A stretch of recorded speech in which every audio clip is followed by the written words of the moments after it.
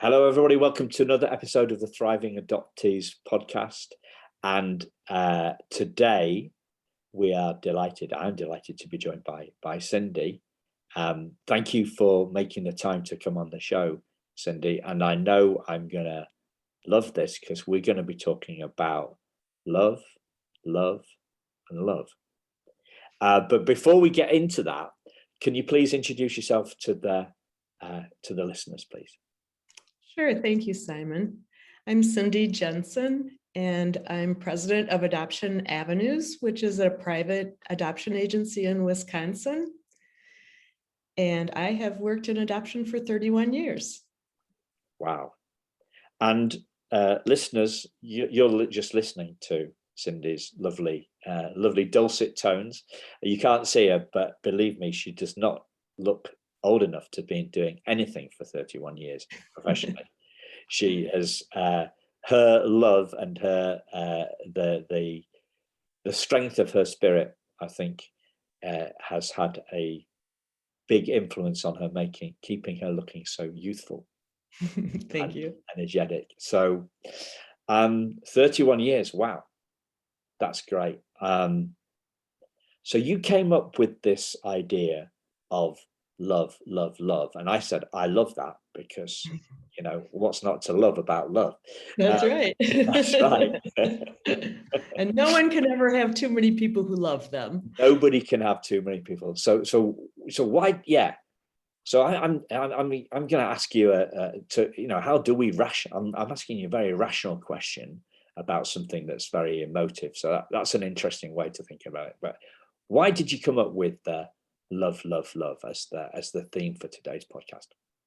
Well, part of the journey of adoption is to accept someone into your home who you're not biologically related to. However, that part's very easy. Everybody loves the baby. The adoptive parents love the baby and the birth parents love the baby. But what I strive for in my cases is for love, love, love, which means that the adoptive parents love the birth parents and vice versa. It doesn't always happen, but it's happening more and more. And if I can't achieve love, love, love, then I go for respect, respect, love. Yeah. Yeah. Here in Wisconsin, we do lots of open adoptions. So there's a lot of ongoing contact through the years. So it's nice to get that foundation built. Yeah. It's got to be the ultimate foundation. I believe it is. Yeah. When sometimes I hear that phrase, well, love isn't enough, I often think, well, it may not be enough, but it's a pretty good place to start. It is a good place to start because it will give you the incentive to learn the things that you need to learn that support the love, I guess, or supported by the love. Yeah. I'm starting to think of a biblical thing. I'm not a religious guy, but I heard something about the commandments. So some religious guy whose name escapes me, St. Augustine, I think he was, some guy from St. Augustine, said the ultimate is to love yourself and treat everybody with love.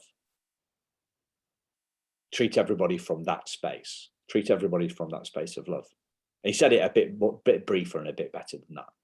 I try to live that way, and I try to make all my decisions from a place of love as well. And it is the ultimate. And then this chap that I was listening to said that the 10 commandments were just for people that hadn't really got those foundations in place, so that they needed a little bit more, a little bit more strategy and a little bit more guidance and a little more specificity. They needed some more specific stuff on that. Right. Because they hadn't got the foundation, the love foundation, love and treat everybody from that place. Mhm. you wouldn't do all the things. Um, if you were truly coming from that place, you wouldn't need any of the other direction from, was it Moses that brought the tablets down or something? Yes. So Yeah. I I don't agree. Love and honesty. love and I think honesty. they kind of go hand in hand. Yeah. Okay. How does that? That's, yeah. They do go hand in hand, but I'd never thought of it that way. So what makes them go hand in hand? What is it? I just think if you have love partnered with honesty, you can accomplish just about anything. And you can avoid a lot of hurt and betrayal. Yeah. Hurt and betrayal. So that kind of links into what you said about you doing a lot of open adoptions in Wisconsin. True. Because the shocks and the betrayal come out of dishonesty a lot of the time. Right. Right. And I think a lot of that dishonesty is fear-based. So I think if you're coming from a place of love, then that kind of helps get rid of the fears. Yeah. So, because I think sometimes adoptive parents may not be honest with their children they've adopted because they're afraid. You know, a lot of things are fear-based. You know, they're afraid if they tell them too much about their birth parents, then maybe they'll love their birth parents more than they love them. You know, things like that. Yeah. Where actually the opposite occurs. I mean, love just expands everything. Yeah. So this all sounds great. So what are the ingredients? What are the things that help us embrace this kind of approach? Well, I think we have to walk the walk, not just talk the talk. So you have to model it in some ways. And the ways that I do that is I'm very honest with my clients on both sides, with the prospective adoptive parents, as well as the prospective birth parents. But honesty that's balanced with love, so that I, try to be kind with my honesty. Yeah. Although sometimes I could be a little blunt, but I try to be kind. Yeah. Well, I mean, and I've found that when you share honest information with both sides, it starts to create an environment where love can flourish. Okay. So that's you. Mm-hmm. That's you leading by example. Yes. What do you, how do you share this other than by example? How do you talk to adoptive parents about this stuff? What is it? I try to normalize as much of the process as possible because it's all so scary and out of control to the participants when they first come into it.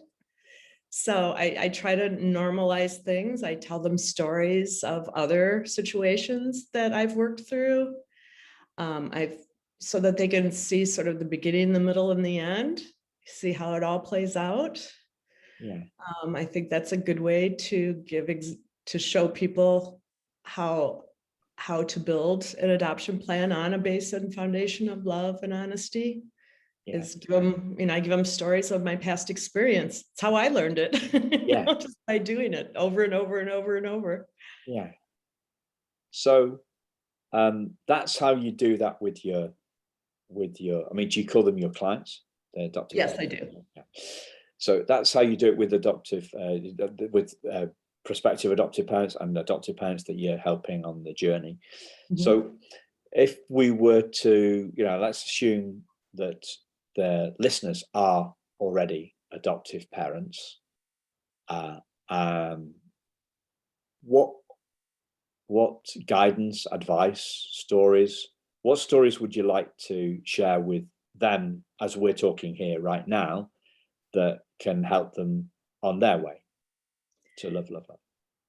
I would tell them to try to always have love and compassion for their child's ancestors, because that reflects upon their child. Those ancestors are a part of their child. And just as they're going to be a part of their child too, because they're nurturing that child, but they can't deny the genetics or the ancestry that's there as well. Yeah. So the more compassionate they can be about that, the more easily love will grow, and the more their child will benefit. They're really their whole family, but especially their child. Yeah. So this is, if I may suggest, and please do correct me if I'm wrong on this, this is kind of like more of a seeing than a doing. Yeah. Do you know what I mean? I think so. I think it probably is. Although, acts of love, I also think love is a verb. I believe love is a verb. You can't just go say, I love you. I mean, that's a nice thing to say, but I think actions speak much louder than words. So like adoptive parents could help their child make a gift for their birth parents, or they could write a letter together, or they could plan an event together, things like that. Yeah, okay. I didn't ask the question quite right. So when I said a seeing, so you're saying love, if adoptive parents having love and compassion for birth parents. So the natural thing we would do is like, well, how do we do that? And so that's the everybody, we live in this world that's obsessed with strategies, tactics, hacks, all these different sort of words that are bandied around, plans, tactics, 10 ways to do this, 16 ways to do that. So it's all about doing.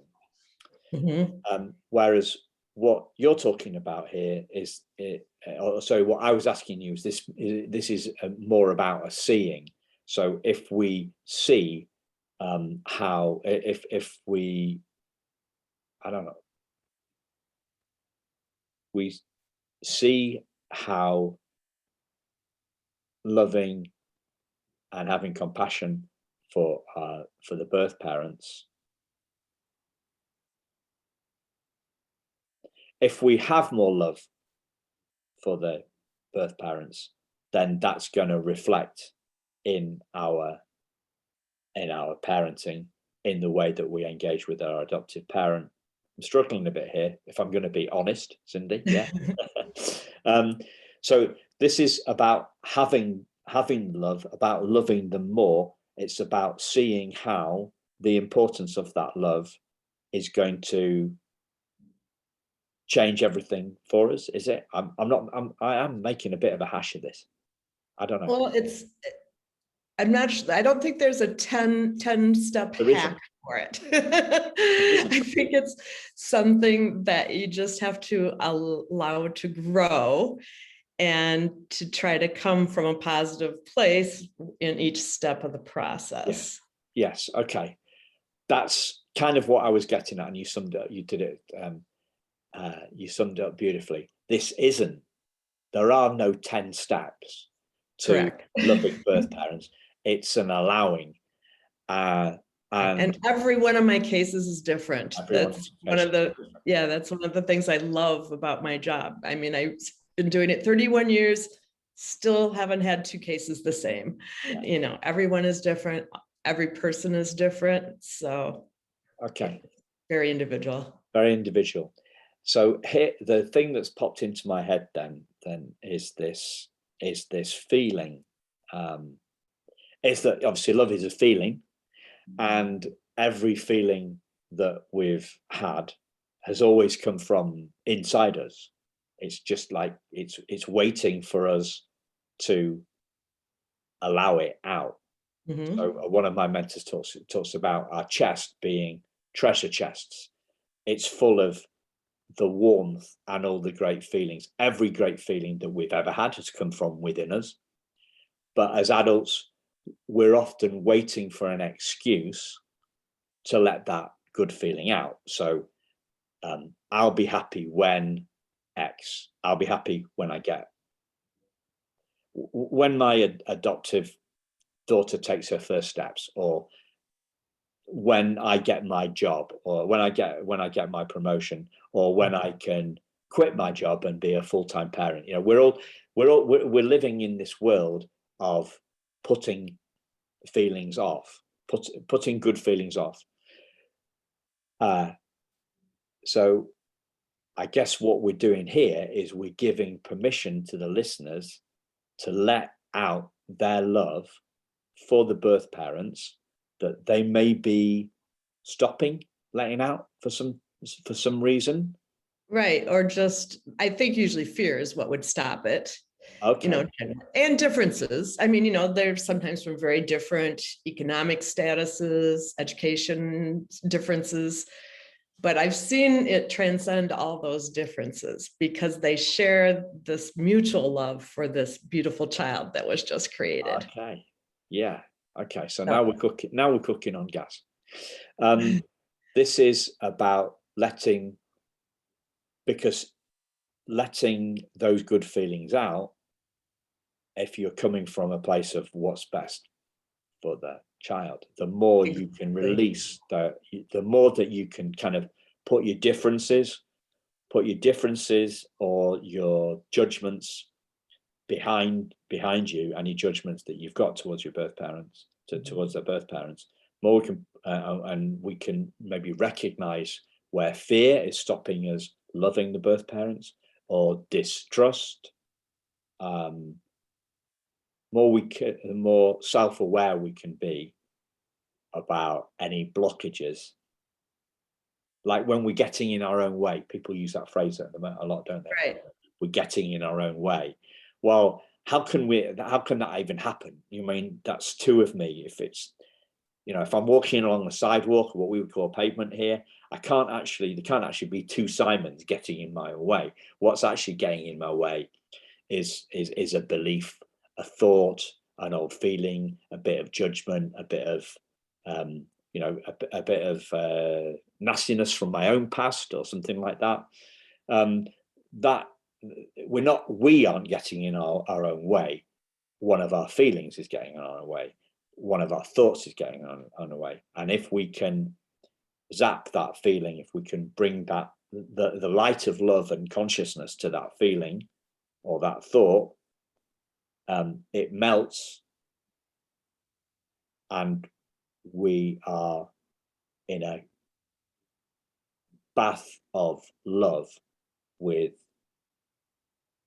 metaphorical bath of love with our birth parents.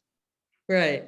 Well, and it's the experience itself sort of lends to it, because once the adoptive parents make a conscious decision to be open and to meet birth parents, and to be open to the whole relationship, then the relationship sort of takes over, because they'll do things like maybe go to prenatal doctor appointments, and so then they hear the baby's heartbeat, and they're doing these things together, with the birth parents.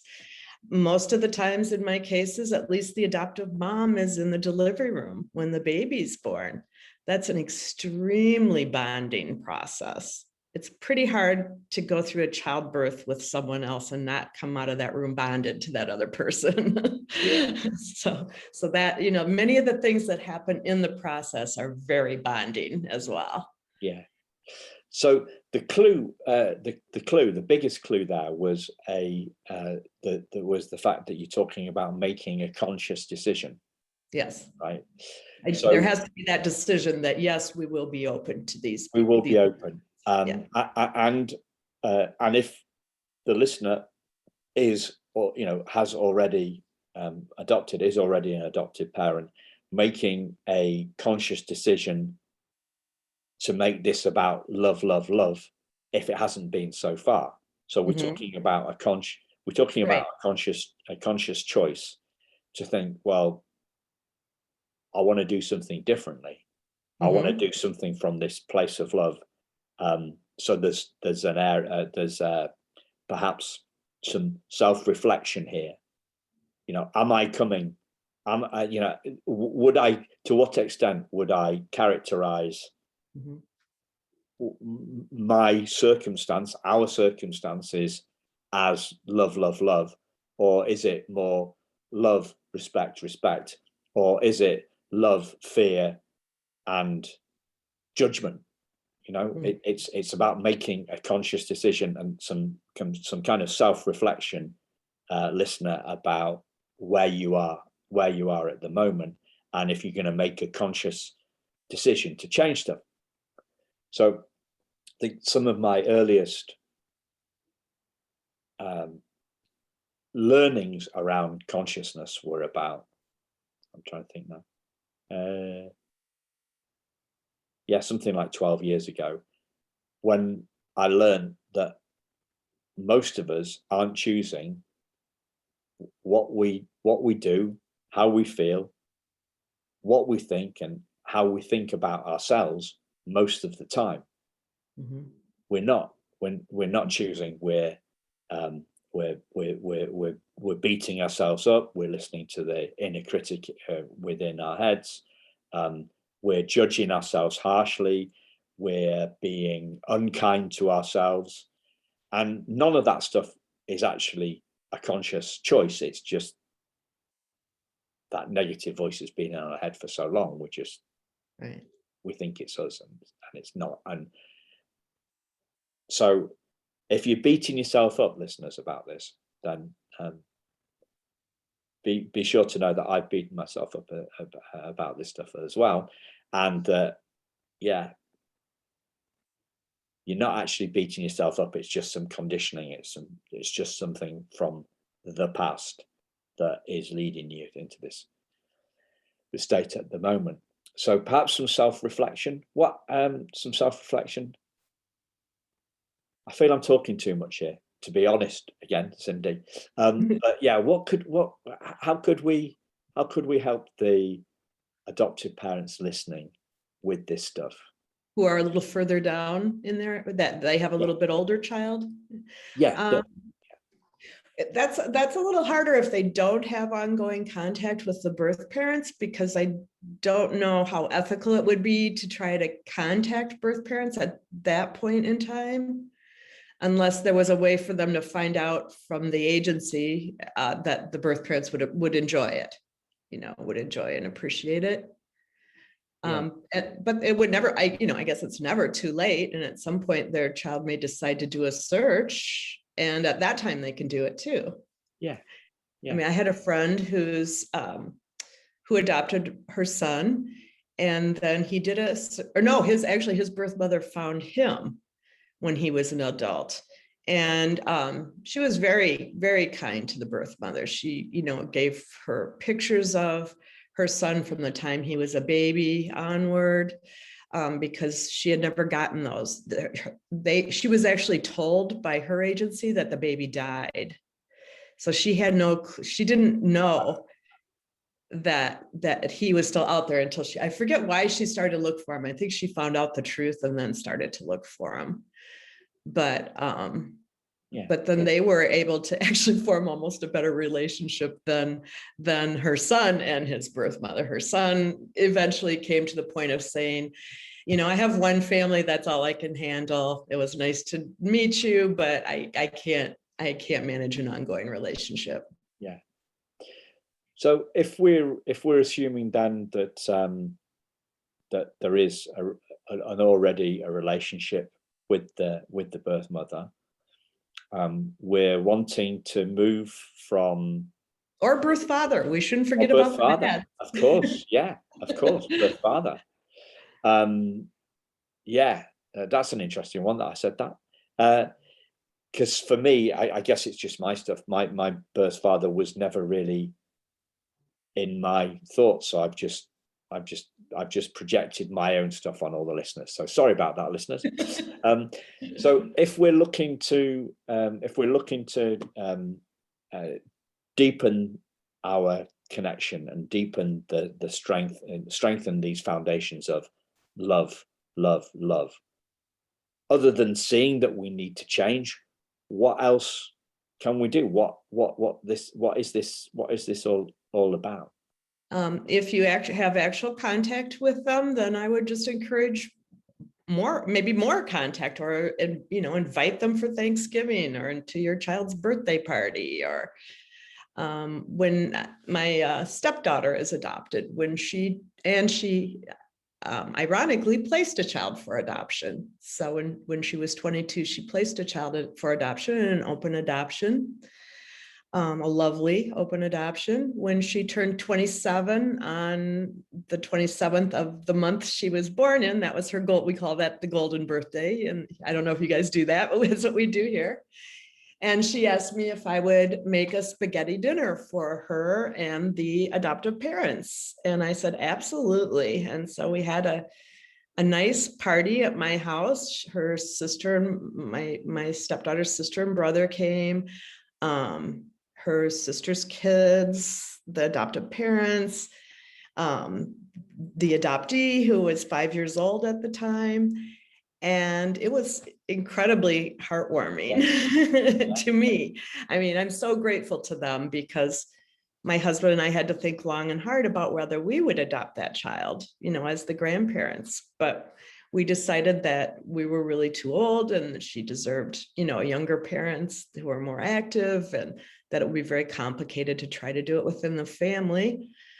And so it was really nice just to all get together, see how happy and healthy and well-adjusted that the child is, how loving her parents are. I mean, everything about it just made my heart grow bigger anyway. Yeah, So. that is lovely, isn't it? So it's really about that was an idea that came to your stepdaughter in the moment. It's about the listeners having similar new ideas about how they can strengthen that, practical steps that they can take to depth and to deepen their relationship with the birth parents. And we don't want to be prescriptive about what that should be. No, because there's a million different ways it could look. There really are lots of different ways it can look. Can you hear the dogs barking in the background? I can, a little bit. This is real life, folks. One of our neighbours has just come around, and the dogs are saying hello to the neighbour. So that is what we're talking about. We're talking about what is realistic given the relationship that you've got with your birth parents. What could you do? What could you do more of? What new things could you possibly do? And just maybe taking a time to have a little mini brainstorm and write some ideas down and think about, look at the options. All right, I've got a little model here. Little model pops into my head. It's a coaching model. It's called the GROW model. So we look at it. G stands for goal. So what is the goal? What is the goal here? So our goal is to create incredibly strong foundations of love within our adoption family with the birth parents. So G is for growth. What's our goal? So get clear on your goal. Then the next thing is R is for realist. What's it? G, realistic. So a realistic picture of where you are now. Mm-hmm. O is for options. What are the options? What could you do? Mm-hmm. Not will you do or not would you do, but what could you do? And just mini brainstorm those out. Mm-hmm. And then the next one of the W of grow is what next. So what feels like the best of the options that you could take to strengthen this relationship that you've got, so that you're all coming together for the sake of the adopted child. So what else? And what I described was especially nice for my stepdaughter because she is an adoptee who has been unable to find her birth parents. So it's been a really a good thing for her to experience, an open adoption, and one that is based on love. And I do believe they all love each other. Yeah. So what other things get in the way of that? Acceptance, being able to accept other people's faults can get in the way. Fear, I already talked about fear. I think fear is the number one thing that gets in the way. But I think the next thing would be just accepting other people's flaws, that they're not going to be perfect people. Yeah. But as long as people are doing the best they can, then that deserves love. Yeah, for sure.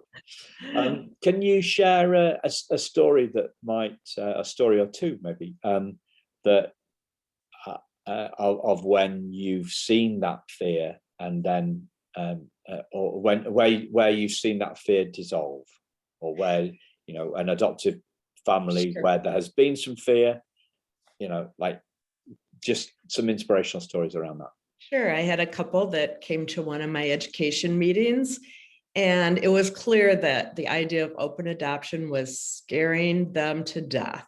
They just could not visualize how they would have this stranger in their life, and have to be able and having to share their child. That's how they looked at it.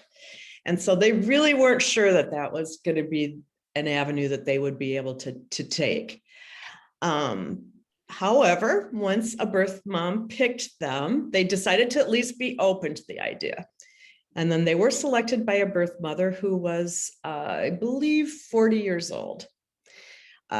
So it was so older, than maybe the average birth mom, although birth mothers in the US tend to be between the ages of 19 and 30. They're not high school kids. Yeah.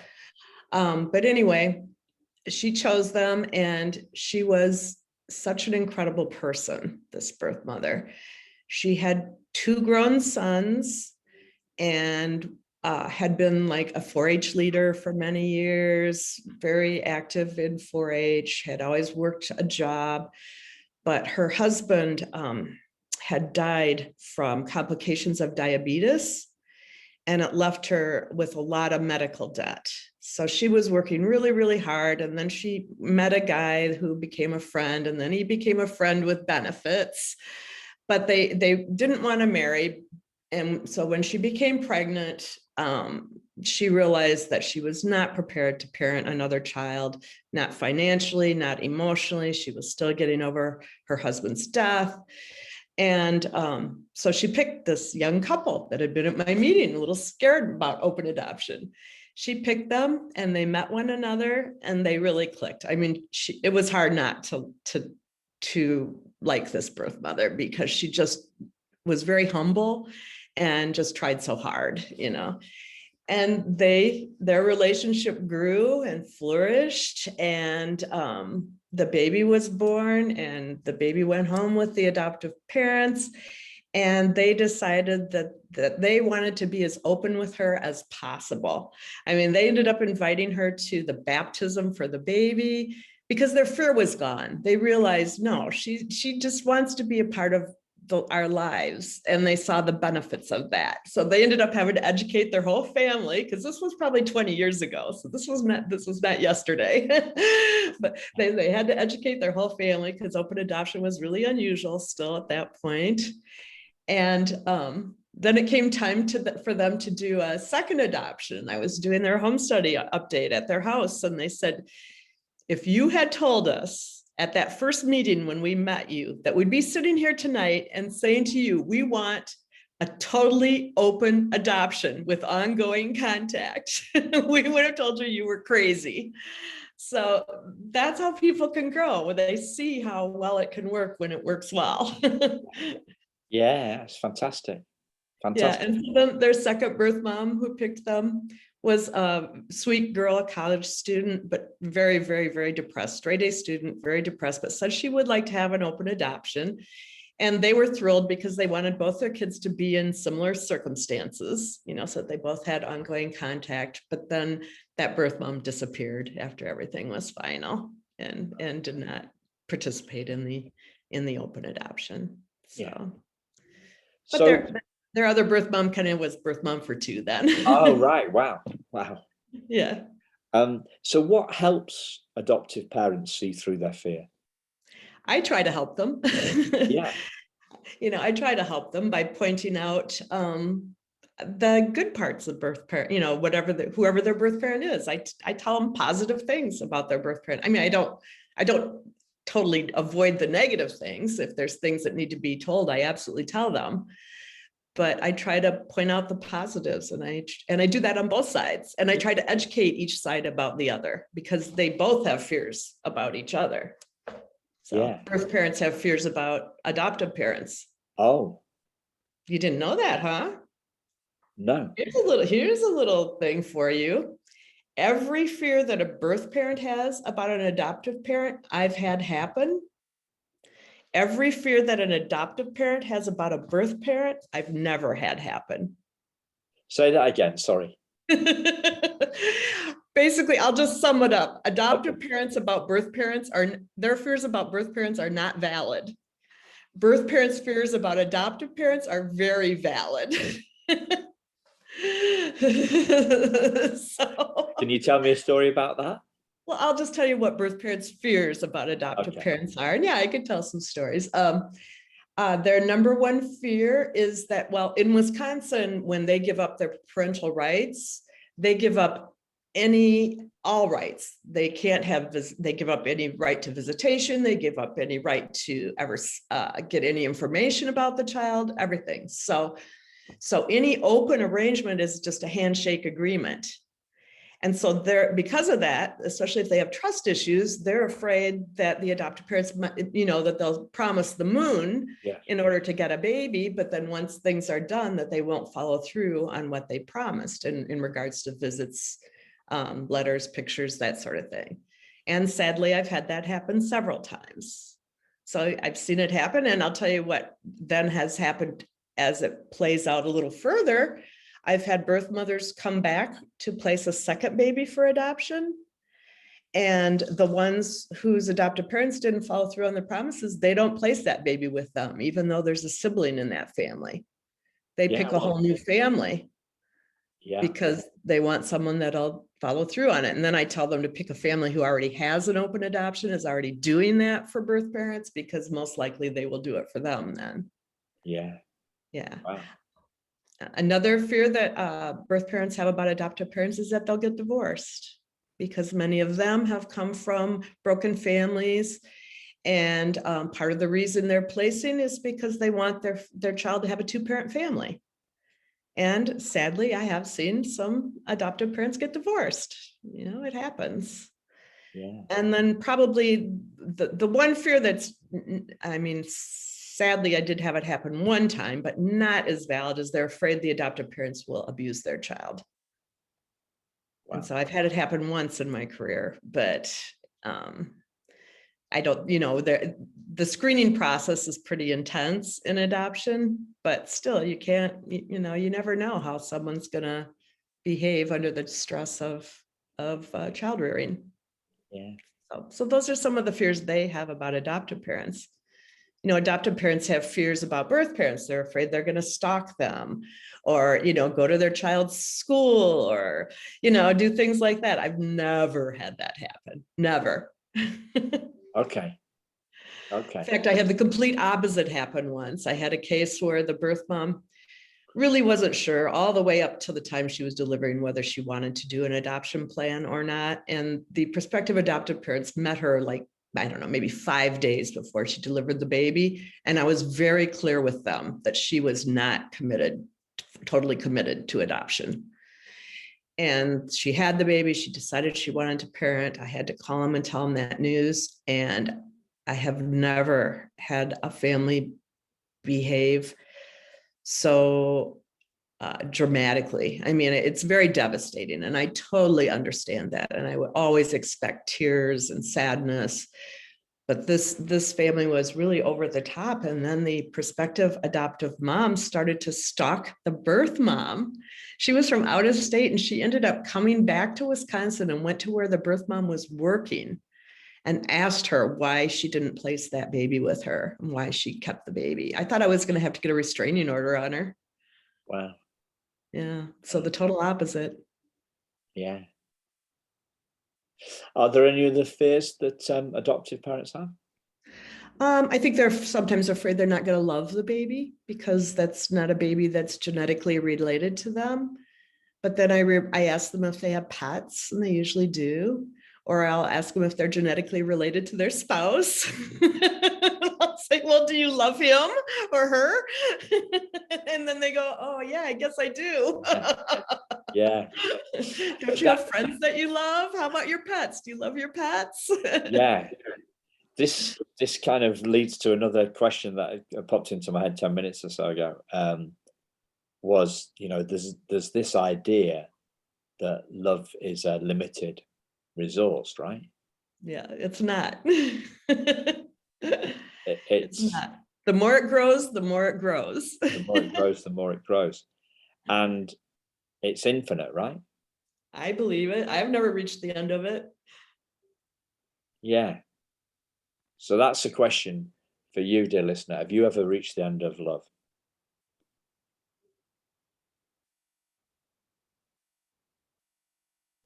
So we kind of like, we've been let down, and we close in. We circle our wagons, and we close in, and we think we're not gonna let our love out, because this is the birth parent, right? This is the birth father. This is the birth dad. We don't need to. We limit. Love is a limited resource. We need to focus our love in on our adopted child. We need to focus our love. We need to focus our care. We need to focus our time. These are all limited resources. We couldn't possibly let that out to the birth parents, right? Mm-hmm. Do you see people doing this, or am I just making this up? Oh no, I see people doing that. Yeah. I think that's sort of everybody's initial response. Maybe not everyone, that might be a little too broad, but that's many people's initial response. Yeah. So that's what I was getting at. Now I can see when I said this is a seeing rather than a doing. So what I mean is we see that we are restricting our love. We see that we have circled the wagons. We see that our fear is stopping us. Our fear about the birth parents, about the birth mother, about the birth father. We see that our fear of them. We see about the fear of them wanting them back. We see the fear of them stalking them. We see the fear of them, and that stops us loving them. Mm-hmm. So it's not 10 ways to start loving your birth parents. It's one way, which is seeing that you aren't loving them. Mm-hmm. And allowing it to happen. And allowing it to happen.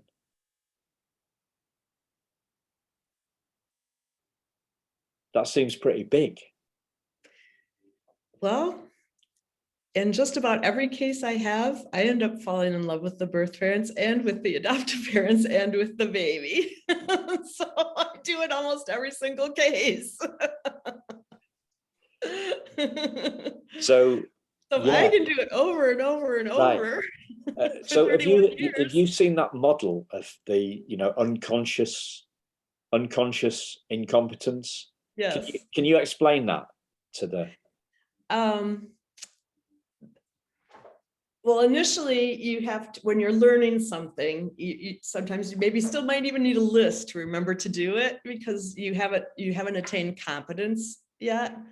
So that's the starting point. But then eventually you know all the parts of it so well that you just live it, I guess. Maybe you could probably do a better job with it. I'm going to try and write it down. write the first stage down. So the first stage is nothing, right? No, it's unconscious incompetence. Right. Yeah, you don't even know how incompetent you are. Yes. I don't even know. Yeah. So I don't know what I don't know what I don't know. Right. Yeah. And then, so I don't know in this sense, I am unaware of my fear of the birth parent. I'm unaware. Mm-hmm. Then the next step is conscious incompetence, which is probably, I would guess, where most people listening are on this, and this is a massive guess, right? So we know that we fear the birth parents. Yeah. So we know about it. And then the next stage is, so you've got unconscious incompetence, conscious incompetence, and then you've got conscious competence, competence.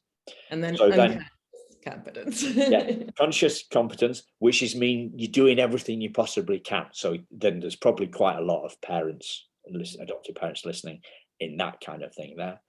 Right. And you're maybe reading books, or you're doing, 10 thing hacks, like we were talking earlier. You're trying to learn strategies and things. You're trying to learn strategies, and one of your strategies is listening to this conversation between Cindy and Simon to try and get some ideas on it. Yeah. And then the next one is unconscious competence. And that's where I think you are with this stuff. Like, you don't know how good you just, I just end up falling in love with everybody in the birth line. So I like, and so that's where I'm thinking you're at now. You've been doing it 31 years and you're so far. So I'm trying to ask you these questions, and you're just in this place of love, and you're just doing it, and you're so good at it. So I'm struggling a little bit. Right. To how kind can of draw it out of create it? Sorry? What did you say? Sorry, Cindy? How can someone else create it, right? Yeah. So I'm asking all these questions to you about how we can do it. Right. And you're like, well, I'm just coming from this. Is just natural to me. This is what I do. I fall in love with them, and everyone will know them. And well, that's great. But as a podcast host, I'm trying to bring it out of you. So this has been a learning opportunity for me, because I'm doing something slightly different as well. So I'm moving from one of these stages to another, and I don't even know which stage I'm at. So, but this whole thing of, for me, the biggest thing that you said right at the start was the fear gets in the way of love.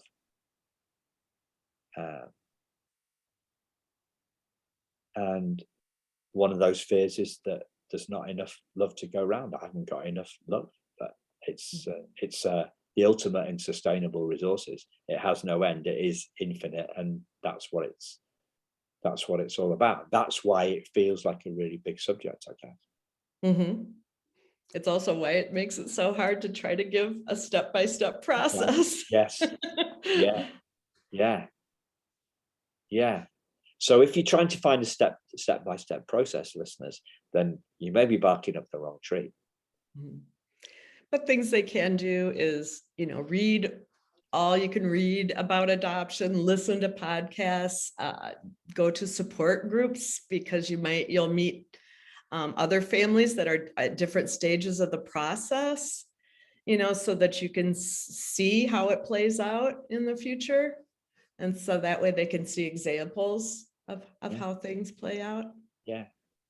And there are times where maybe there are issues with the birth parents that cause there to not be able to have an open adoption. Although I had a case once many years ago where both of the birth parents were pedophiles, and they were both going to federal prison for 32 years each, because they had drugged the birth mother's 6-year-old twin girls and taken photos that they put on the internet and sold. I mean, could anything be more horrific? I found a prospective adoptive couple for this case. And the birth father especially wanted to get pictures when he was at prison. He was probably the instigator of it all, but he was devastated that he was not going to be able to see this child. And so the adoptive parents actually agreed to do that, to send pictures to them in prison.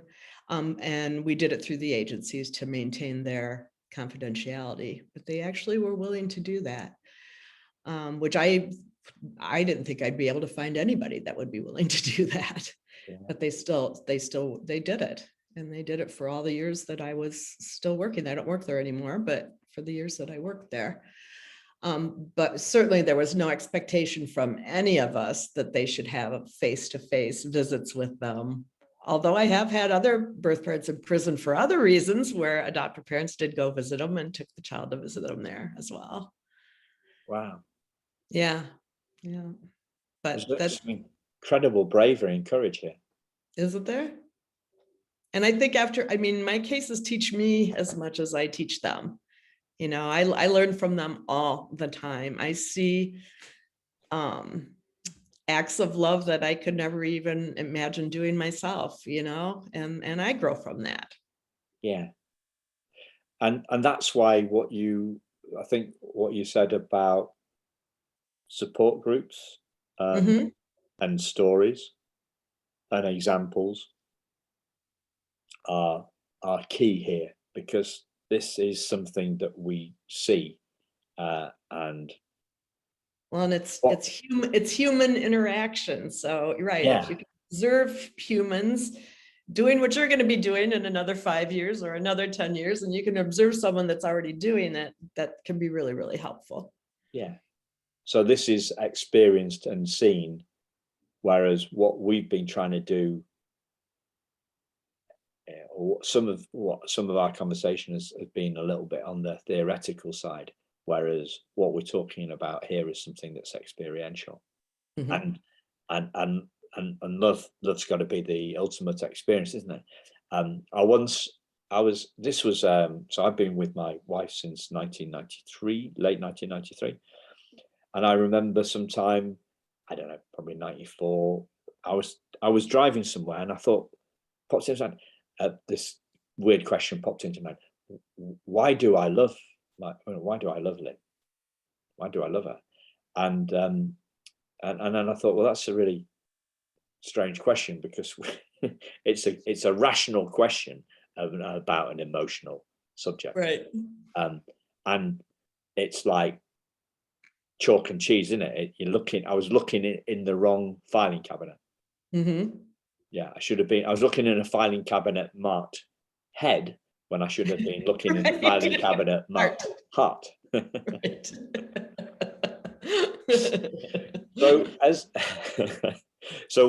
As we bring this in, Cindy, what is there anything else you'd like to share with the listeners?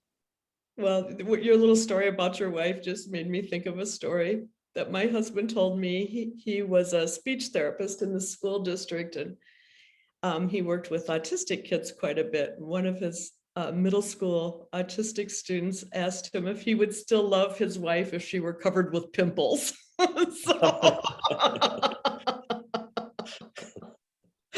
asked him how he answered that. Yeah, I want to know. Would you? And he said he would. He said he would. And did the autistic kid come up with another question on the back of that? But what if they were really, really big? The autistic kid was satisfied with that answer. Well, he must have delivered it with some aplomb and finality. Yeah, because all kids want to know the next question, don't they? Yes, they why? do. Why? Well, why would you do that? What, pimples? Really big ones? Yeah. So, thank you very much, Cindy. This has been a great conversation. I did find it tricky in parts, actually. I don't know. I think we've covered why that was, but hopefully it hasn't been tricky for you. I'm a little tricky because it is hard to talk about feelings in words, and try to give the steps of how to go from Yeah. not understanding it to being able to do it. Yeah. Yeah. But it's a seeing, not a doing. Right. And then the next question is, well, how do I see it then? And as I say, this is one of my favorite little sayings that I came up with myself. How are you doing on modesty? That's what I said to somebody the other day. She said, I saw her at the swimming pool, and I said, she said, I haven't seen you for ages. I said, no. She said, oh, I haven't. She said, oh, I haven't been down. I've been doing, with lockdown, I didn't want to come down. And I said, well, you're looking great. You're looking really well. And she said, oh no. I said, how are you doing with that modesty thing?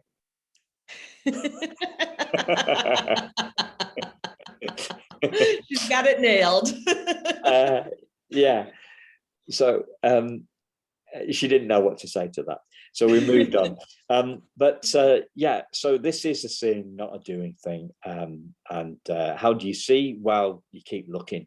That's the answer. Keep looking, keep listening, keep looking out for new examples, keep connecting with more people, and see those examples and see stuff for themselves, because and do your best to keep your heart and your eyes open. Yeah. So I forgot to say my I forgot to say my little statement that I modestly came up with myself, which is, there's no such thing as a second-hand epiphany. Right? No such thing as second-hand epiphany. There's no such thing as second-hand insight, which is kind of less biblical than an epiphany for less religious people. I'm not a religious person. And then there's an insight. There's no such thing as a second-hand insight lut. So an insight lut is like an insight, but it's just a little bit smaller. There's no such thing as those. So I can't help. Cindy and I can't give you an insight. We can just point you in the direction so that hopefully you will see for yourself. Exactly. And everybody just has to try to do the best they can. None of us is perfect at it. Yeah. Is anybody perfect at modesty? That's what I'm wondering. Your neighbor. This has been great, Cindy. Thanks a lot. Thank you. See you again soon, listeners.